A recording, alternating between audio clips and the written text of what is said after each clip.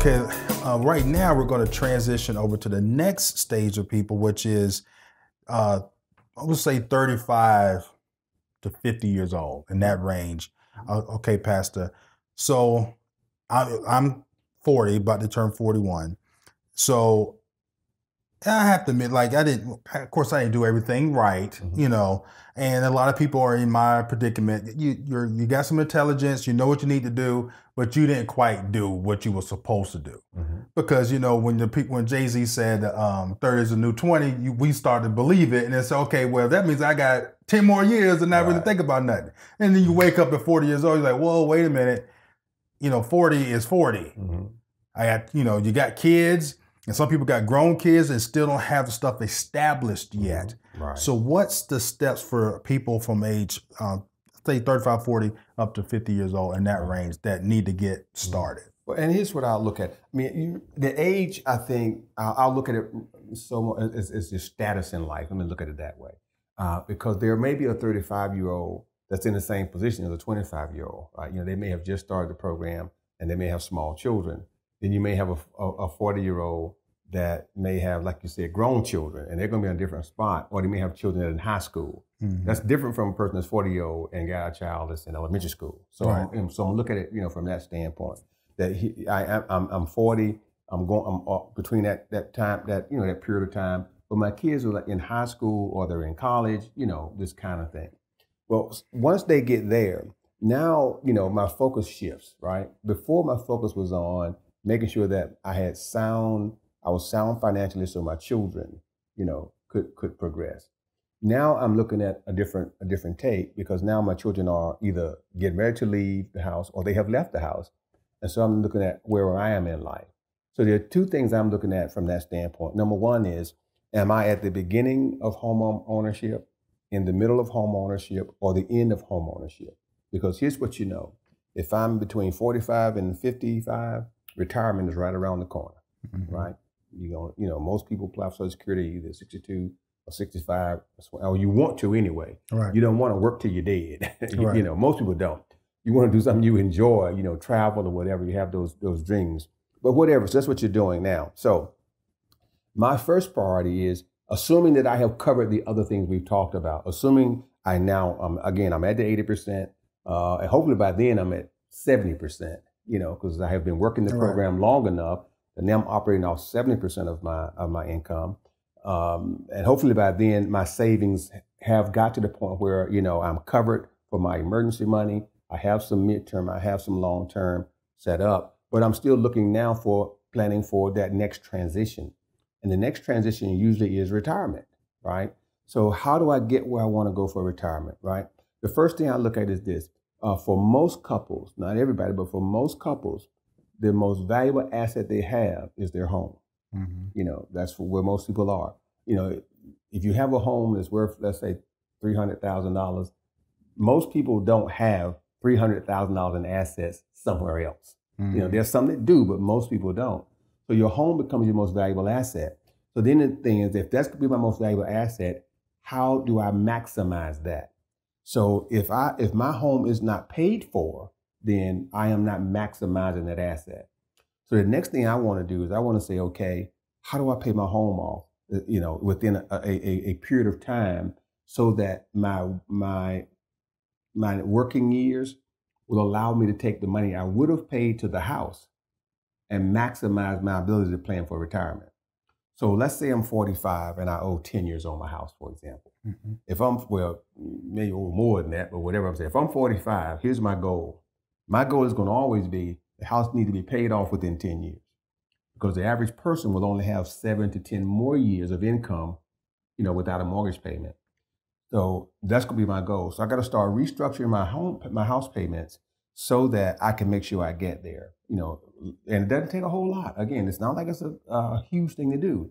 It's all about how I strategize in paying the principal down, because that's, as most homeowners have found out, you pay almost as much in interest as you pay in principal. That's right. If you maintain a loan for a long time. That's right. So now it's about, how do I take a little bit of money? How do I take that extra money and start paying that principal down? So in 10 years, that principal is paid for, right?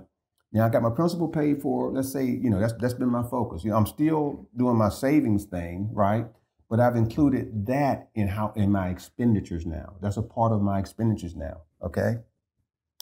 So once I do that, I pay it down. Now I got $2,000 a month with nothing to do with, because I am debt free as far as my house goes. So now I got an extra, $1,500, $2,000. Now what do I do? So I don't have time for the stock market to mess with me. Right. Right? Because by now I am 10 years older. So I got to start investing in a way that I can get return without fear. Right. So I have to look at investments that now have low risk. So what do I look at now? Well, now I got a little money set aside because I don't have a house payment anymore. So I'm looking at municipal bonds, right? But I'm looking at safe municipal bonds, but ones that I know have high yields, right? I'm looking at some mutual funds. I'm looking at things of that nature because I want to be in a position where I don't have to deal with the ebb and flow of the stock market. If I am going to invest in stock, and for people who really don't know a whole lot about that, a mutual fund basically is stocks and other things from several different companies that some manager is using as one unit. So he may have a little bit of stock from an energy company. He may have a little bit of stock, from a high-tech company and different things. And that fund is all those put together. And that kind of leverages, so when one is up and one is down, it balances it out. And that keeps me from having the burden of trying to manage it myself. If I do want to buy some stock, I want to buy stock at that point in my life, not thinking that it's going to be, like you said before, that, right money. I'm looking at companies that have shown themselves to have a steady increase over the long term. But I'm also looking toward the future. And I'm saying, like, there's some companies that are not going to go down with technology, right? Here's what we thought. See, we thought buying clothes, you had to come inside the store, right? So people bought a lot of stock in companies like Kmart and Macy's and places like that. And people built big shopping malls. Here's what we found out. No, they don't. And so if you bought stock in Macy's, you are upset right now. If you bought stock in some of these larger, companies, you're upset because they're under, Walmart. I can tell you because I'm upset right now because I had Walmart stock. Okay. Yeah. Not Walmart, I'm sorry. I had, not Walmart. Kmart? Kmart, thank you. I had Kmart stock, right? Kmart stock. Oh, yeah. You pick a high right now. Yeah, right. So it's almost worthless, right? But you want to look at those companies where they are positioned so that if technology changes, it has little to no effect on them, right? Because some of them are able to change with the times. Like most energy companies will change with the times. They don't go out; they keep going. So like we take the average company that provides electricity, for example. They're going to be pretty stable because they might use a different source to produce the electricity, but they're going to always produce the electricity. They might go from coal to natural gas to nuclear to wind, but they're going to keep producing the electricity. So the industry is going to stay stable. So you invest in those kind of industries, and that way, it's going to be a slow progression, but it's a safe progression, because then you're planning for retirement. So what you're looking at is, how much money do I need for retirement? Well, the house is paid off, so I don't have to deal with that anymore. So how much do I need? And that kind of leverages what you're going to do. The other thing I suggest people do is you look at your vehicles and you say to yourself, you don't have to, but you really don't want a car payment. That's right. Not really, because you know what? That's throwing money away. Why? It's going to decline. Unless you buy a Bentley. If you buy a Bentley, that's about the only car it keeps it right. It's going to keep its value. That's right. So the other thing is, ask yourself, what kind of car can I live with for 20 years? Yeah. And that's what you do. You get that car, because that, again, you're stabilizing expenses. Yep. And that way you don't require as much income to maintain the same lifestyle. All right. The other thing I say for people who, when you're looking at how you save money at that stage of the game, is that a part of your planning, certainly at that point, has to be vacations. Because, and I mean, real nice vacations. Because you're at the end of the road, let's say. Right. You begin to the end of the road, and you don't want to walk away saying, I left it on the table, right? And so a part of that savings plan is those things, as people say, what are your bucket list items, right? And you want to be able to do a bucket list item every year. So your planning has to be that bucket list every year. I'm going to do this, I'm going to do that. So every year is something major happening as you're moving forward. Yeah. What's funny, in Houston, there's a Bentley dealership in Houston. And you can go in there, get a new Bentley for $350,000. There's a Bentley, 2 cars down, used, 3 years old, 20,000 miles, $150,000. It looks exactly the same as the brand new Bentley. But this is back when the oil money was really flowing in Houston. People was buying the new Bentley and then literally turning it back in after 3 years and then getting a new Bentley. So at that time frame, my dad thought I was crazy. I said, I don't go down there and get me a Bentley. It was $150,000. I did the payments on it. I was like, I can own a business. I can turn this over. And granted, like I said, I was young. And it's like, I'm just thinking about being a Bentley. But it's the same concept. But if you take your mind out of that and say, okay, let me put it into a real asset. Because there's some people out there that you're running a business or you got a side hustle that's generating some money, and right now you're just kind of spending it on the weekend. But what would happen if you put, like you said, put it back in the house, make principal payments and get the house note paid down? Then all of a sudden you have money built up to where you can have the 25% down from the investment property that you've rented out. Then you got another asset. You have all these other assets, which we talked about before, with the streams of income that you can easily set up now when you're in your 40s, because for most people, I will say this, how you think when you was 40, you don't think that way. Like how you was at 20, you're not the same way at 40. No. Whole lot is going to have changed for you. So you can have a different thought process. Sure. So things should click easy. Even though you was hearing it when you was 20, it just wasn't clicking. And now it's starting to click. And that's one thing, Pastor, when we talked about doing this podcast series, is like, this would be real good to, 20-year-olds to the 45, 50-year-olds say, okay, I'm going to hit y'all in all different arenas. Sure. Yeah, I would say, if you're planning for security, that no one should plan to have a house payment, and you talk about having that flexibility now. No one should have a house payment over 55. If you're over 55 and you have a house payment, you haven't planned properly. Okay, even if you're upgrading, because I'll give you an example.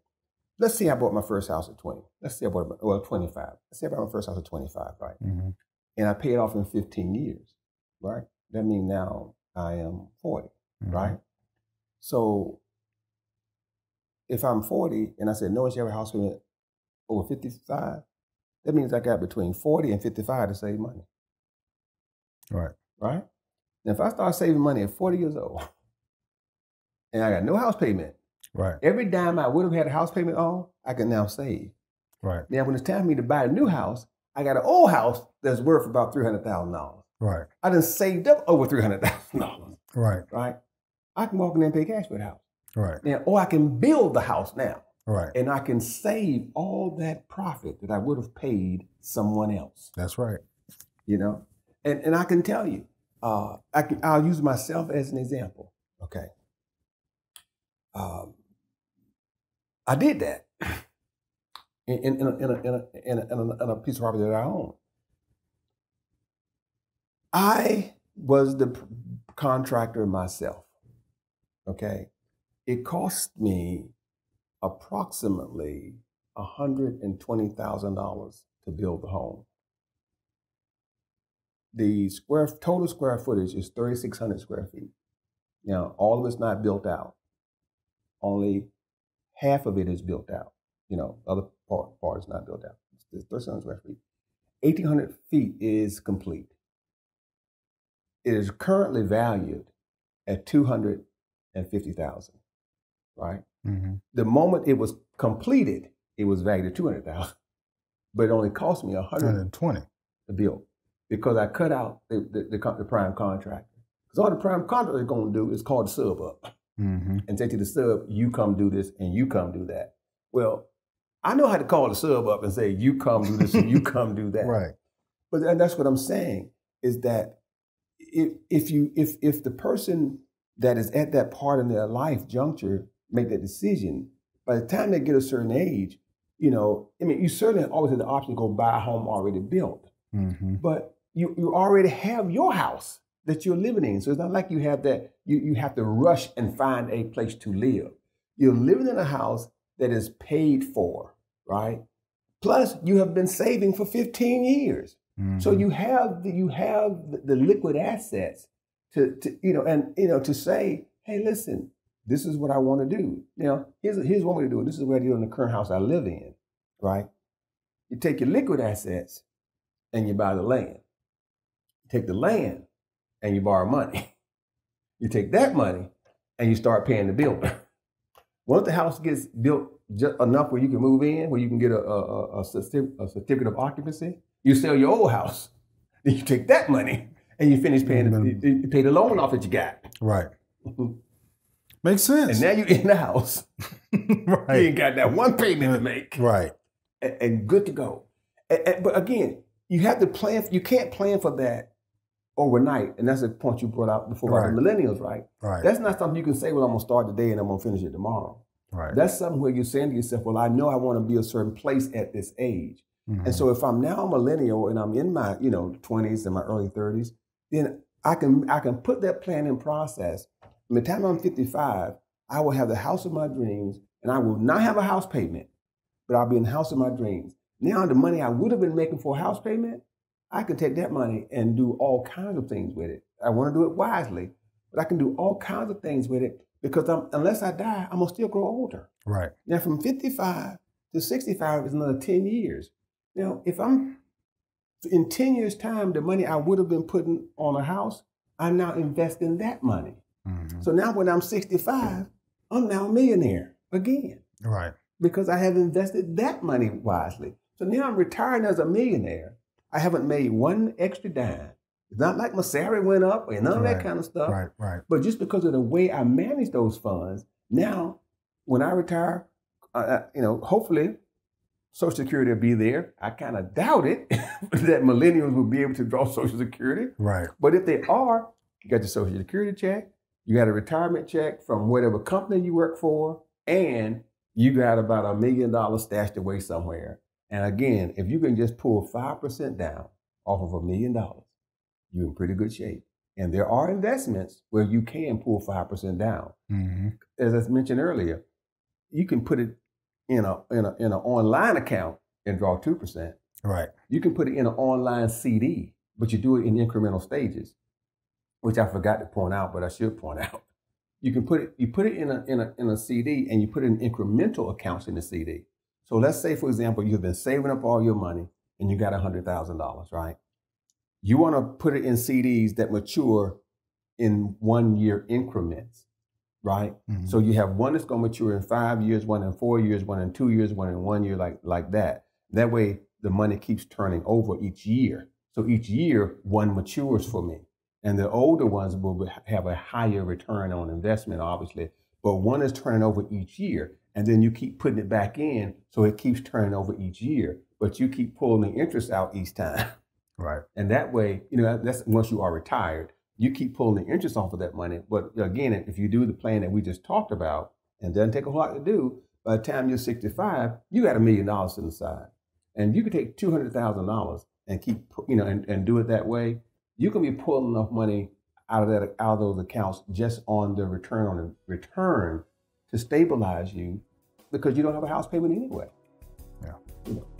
So yes, people understand it's a lot of information to take in, and I am also trying to convince Pastor that we can do something like this, like we did the marriage retreat, a financial retreat where people come together and as couples or as just yourself and sit down and just map out and get a good plan for your financial future so you can have financial freedom.